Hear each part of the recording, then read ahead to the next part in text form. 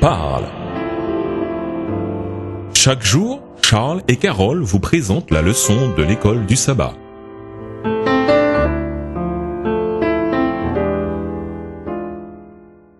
Bonjour chers auditeurs. Bonjour à tous. Aujourd'hui, lundi 16 décembre 2013, des accusations. Après être tombé du ciel sur la terre, Satan a cherché à dénaturer et à calomnier le caractère de Dieu. Il a fait en Éden, Genèse 3, les versets 1 à 5. Satan a introduit dans le sanctuaire terrestre de l'Éden la révolte qui avait commencé dans le sanctuaire céleste. Après avoir entrepris de contacter Ève par l'intermédiaire du serpent, il a ouvertement instillé dans son esprit l'idée que Dieu les privait, elle et Adam, de quelque chose de bon pour eux et qu'il refusait de leur donner quelque chose qu'ils devaient posséder. De cette façon, il donnait subtilement une fausse impression du caractère de Dieu. La chute d'Adam et Ève a temporairement placé Satan sur le trône de ce monde. Plusieurs textes suggèrent que Satan a eu de nouveau accès au tribunal céleste, mais comme prince de ce monde. Jean 12, le verset 31. Comme quelqu'un régnant sur la terre sans en être le propriétaire, à la façon de voleur. Lisons Job 1, les versets 6 à 12, Zacharie 3, les versets 1 à 5.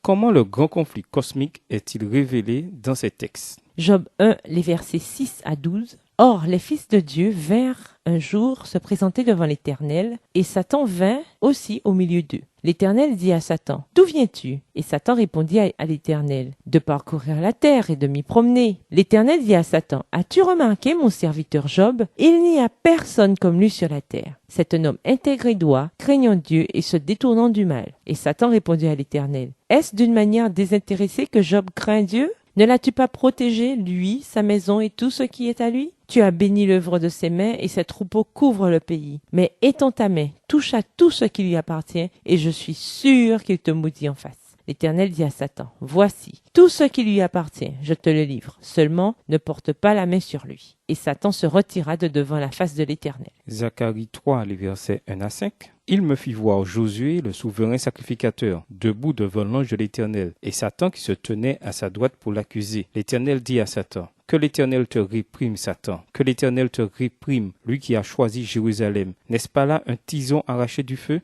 Or, Josué était couvert de vêtements sales, et il se tenait debout devant l'ange. L'ange, prenant la parole, dit à ceux qui étaient devant lui, « Ôtez-lui les vêtements sales. » Puis il dit à Josué, « Vois, je t'enlève ton iniquité et je te revêts d'habits de fête. » Je dis qu'on mette sur sa tête un turban pur. Et ils mirent un turban pur sur sa tête et lui mirent des vêtements. L'ange de l'Éternel était là. Ces textes donnent un aperçu du grand conflit cosmique du côté céleste. Satan prétend que l'intégrité de Job est au service de ses propres intérêts. Si je suis intègre, Dieu me bénira. Cela implique que Job ne sert pas Dieu parce qu'il en est digne, mais dans un but intéressé. S'il devient évident que servir Dieu ne lui apportera plus de bénédiction, Job abandonnera sa foi. En ce qui concerne le grand prêtre Josué, thème évocateur du sanctuaire, et d'autres croyants, voir Apocalypse 12, verset 10, Ellen G. White déclare que Satan accuse les enfants de Dieu et s'efforce de faire paraître leur cas aussi désespéré que possible. Il étale devant l'Éternel leurs mauvaises actions et leurs défauts. Texte tiré du livre Les paraboles de Jésus, la prière, page 139, écrit par Ellen G. White. Dans les deux cas, cependant, la justice de Dieu est réellement remise en cause. La question qui se cache derrière toute accusation est, Dieu est-il, oui ou non, juste et intègre dans ses voies? Le caractère de Dieu est remis en cause. Est-il juste que Dieu sauve le pécheur et qu'il déclare juste l'injuste? Si Dieu est juste, il doit punir l'injuste. S'il est miséricordieux, il doit lui pardonner. Comment peut-il être les deux à la fois? Si Dieu était uniquement un Dieu de justice, quel serait votre sort et pourquoi le mériteriez-vous? Et nous vous laissons avec ces questions de réflexion. Comment témoigner de façon crédible auprès des non-pratiquants de la controverse entre le bien et le mal? Comment présentons-nous le caractère de Dieu de façon à les interpeller? Au revoir, chers auditeurs, et à demain si Dieu veut. Au revoir.